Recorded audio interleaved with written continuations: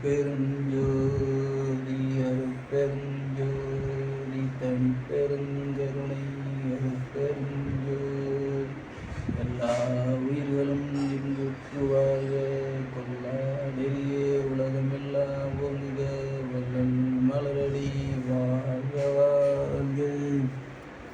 வணக்கம். வணக்கம். ரிலாக்ஸ் ஆகிட்டீங்களா?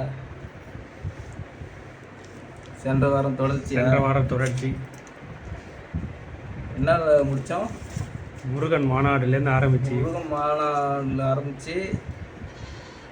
எல்லாம் வந்து பிரிஞ்சு தான் இருக்கு. ஏற்றத்தாழ் மதம் ஜாதி மதம் ஒன்று. ஆனால் இதில் வந்து நிறையா பிரிஞ்சு இருக்கு இல்லையா?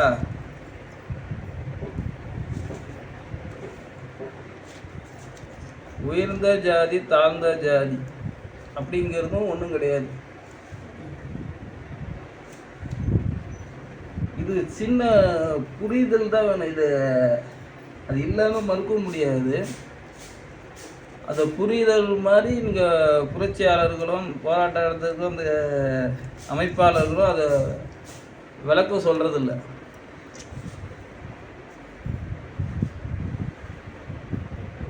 விளக்கம் வந்து அது புரிதல் மாதிரி சொல்ல எல்லாம் வந்து காழ்ப்புணர்ச்சி வெறுப்புணர்ச்சியாக பேசி மனசில் வந்து விஷத்தை பாய்ச்சி விட்டாங்க. சாதிங்கிற பொருள் அர்த்தம் தெரியாமல் வர பிரச்சனைகள் இது. மதம் ஒன்று தான், ஆனால் பிரிவு நிறையா. சாதி என்பது அது தொழில், ஒரு சார்ந்து இருத்தல். இப்போ ஆதியிலிருந்தே எடுத்துக்கோ. இப்போ வேணாம், ஆதியில் எப்படின்னா சமைக்கிறதுக்கு என்னென்ன தேவைப்படும்? சமைக்கிறதுக்கு அடுப்பு தேவைப்படும். அடுப்பு அது யார் செய்கிறா? அடுப்பு செய்ய அது ஒரு கொய்வர்கள். அவங்க அதை சார்ந்து இருக்காங்க. பானை செய்கிறது, அடுப்பு செய்கிறது சார்ந்து இருக்கிறாங்க. சரியா? சாதிங்கிறது சார்ந்து இருக்கு, அதை சார்ந்து இருக்கிறாங்க. ரெண்டாவது என்ன வேணும்? விறகு. அடுப்பு வேணும். அப்புறம் அடுப்பு கொடுக்கும்போது பானை கொடுத்துறாங்க. அடுத்தது நெருப்பு வேணும், விறகு வேணும். விறகு என்ன பண்ணுறாங்க? விறகு வெட்டுற ஒரு தொழில் ஆள் இருக்காங்க. அதுதான் என்ன சொல்கிறது, காடு வெட்டி அப்படின்னு சொல்லலாம். விறகு கொண்டாந்து விற்பனை பண்ணுறாங்க. அடுத்து என்ன வேணும்? இப்போ அடுப்பு வந்துச்சு, விறகு வந்துச்சு, சாதம் அடிக்கிறதுக்கு அரிசி வேணும். அரிசி யார் இருந்தா? விவசாயம் பண்ணுறோம். சூத்திரன். விவசாயம்னு பிரிக்காதாங்க, எல்லாமே விவசாயம் தான். அப்போ சூத்திரன் வந்து அங்கே விவசாய சார்ந்து இருக்கிறான். இந்த சாதிங்கிறது அதில் சார்ந்து இருக்கிறான். அடுத்து என்ன வேணும்? காய்கறி. எல்லாம் ஒன்று தானே. சரி, அந்த வெயிட் பண்ணி. இப்போ நீங்கள் சமைக்கிறது சாப்பிட்றதுக்கு இத்தனை சாதியும் சேர்ந்தாதான் நீ சோறே திங்கிற. இதில் நீ எப்படி கண்டுபிடிச்சிங்க நான் உயர்ந்தவன் நீங்கள் தாழ்ந்தவன்? சோறு திங்கினாமே இத்தனை பேர் ஜாதியும் வேணும். இது எப்படி நீங்கள் பிரிச்சாங்க? சொத்துல கைங்கன்னா நீ யாராக இருந்தாலும் சூத்திரனோட அரிசி சோத்துல நீ தின்னே ஆகணும்.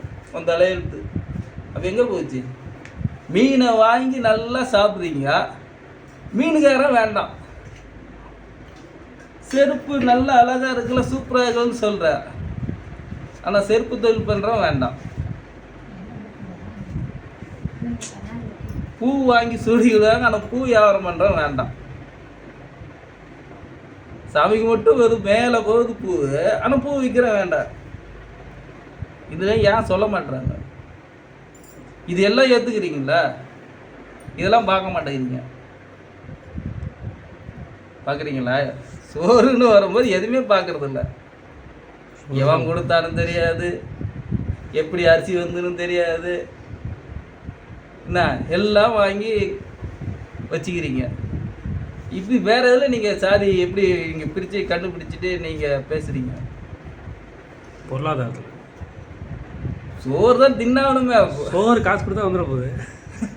அவன் தரல, அவன் ஜாதியில் நீ செஞ்சுக்கிறாருன்ட்டு இவங்க இருக்க முடியுமா? பொருளாதாரம் நீ இருக்குப்பா, உண்ட நிறைய பணம் இருக்கு, நாலேருந்து அவன் இந்த ஜாதிக்கு நான் அரிசியே கொடுக்க மாட்டேன், கட் பண்ணிட்டா என்ன பண்ணுவேன்? காசு இருக்கிறவன் எங்கே வேணாலும் வாங்கிடுவான், எப்படி வேணாலும். ஆனால் அவன் தரவே மாட்டான்ட்டான். யாரு? இவன் பொருளாதாரம் இல்லாதவன், அரிசி உற்பத்தி பண்ணுறவன், இந்த உங்கள் ஜாதியில் நீங்கள் பண்ணிக்கிங்கப்பான்ட்டான். உங்கள் ஜாதியிலே கல்யாணம் பண்ணிக்கிறீங்க, உங்கள் ஜாதியிலே விளைவிச்சிங்க, உங்கள் இதிலே பிளாஸ்டிக் உற்பத்தி பண்ணிங்க, உங்கள் இதிலே வாங்கிக்கிறேன், நடக்குமா? எங்கே போச்சு சாதி? இதெல்லாம் என்னன்னா இந்த பள்ளிக்கூடத்தை ஆகும்னா எடுத்துக்குவாங்க. இதெல்லாம் சொல்கிறீங்களே, பள்ளிக்கூடம் போனால் சேர்க்க சொன்னால் சாதின்னு கேட்குறாங்களே, சாதி சார்ந்து கேட்குறாங்களே, இப்படி ஒரு கேள்வி.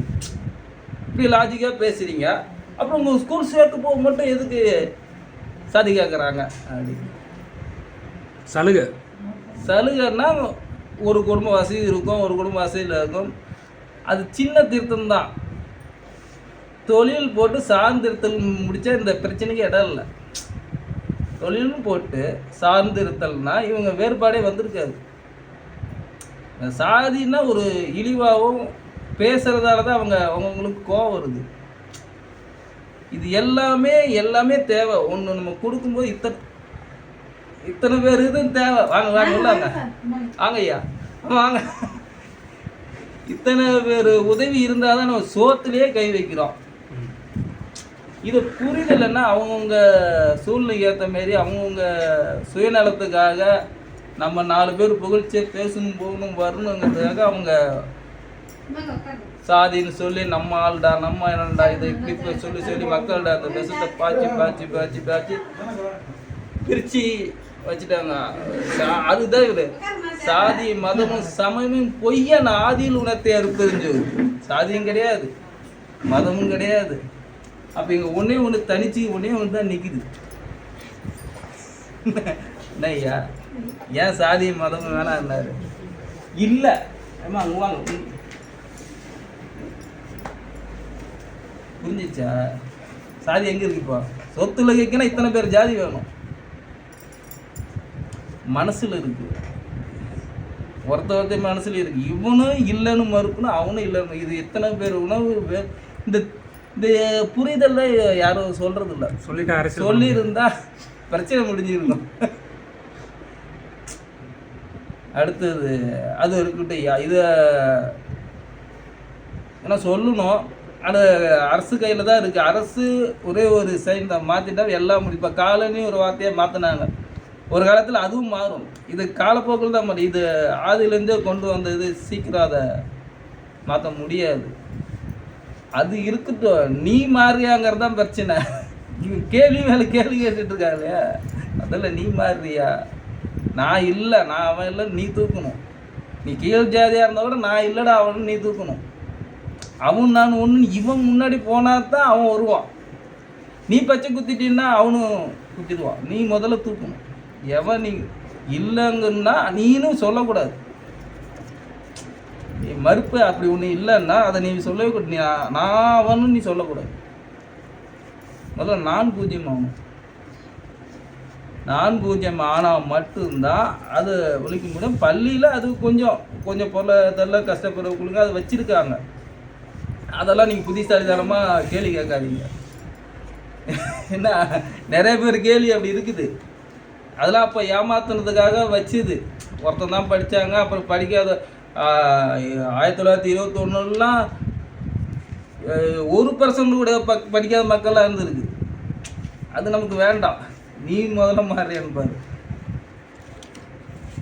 அடுத்தது ஐயா, இப்போது முருகன் பிறப்பு இல்லையா?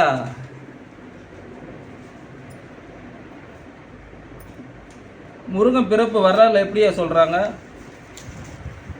சிவன் நெற்றியிலேருந்து பிறந்தார். சிவன் நெற்றியில் பொரிய 6 பிளம்புகளாக பிரித்து பிறந்தது. போன வாரம் கேள்வி கேட்டேன் இல்லையா?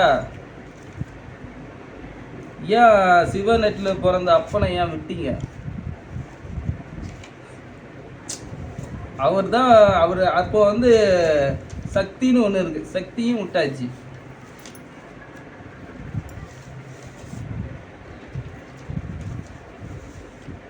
முருகன் வந்து 3வது கண்ணில் பிறந்தவன் இல்லையா? ஏன்னா இந்த மக்கள் அது ஒரு அருவுருவமாக இருக்குது. வீட்டில் அதை வழிபடுறதில்ல சிவத்தை. இது கொஞ்சம் பார்க்குறதுக்கு அழகாக தெரியுது இல்லையா? முருகன்னா அழகு. இவங்களுக்கு அது பிடிச்சி போச்சு. எப்படியே அந்த தோற்றம் எல்லாம் இவங்களுக்கு பிடிச்சதால அவங்க அதை எடுத்துக்கிட்டாங்க. ஒரு ரசிகன், ஒரு சினிமா நடிகர் பிடிச்சி போனால் நீங்கள் அவங்கள்ட்ட என்ன சொன்னாலும் அதை மாற முடியாது. அப்படி போல் அவங்கள பிடிச்சதால என்ன இப்போ சிவத்தை மறந்து போச்சு. புரிஞ்சுதா?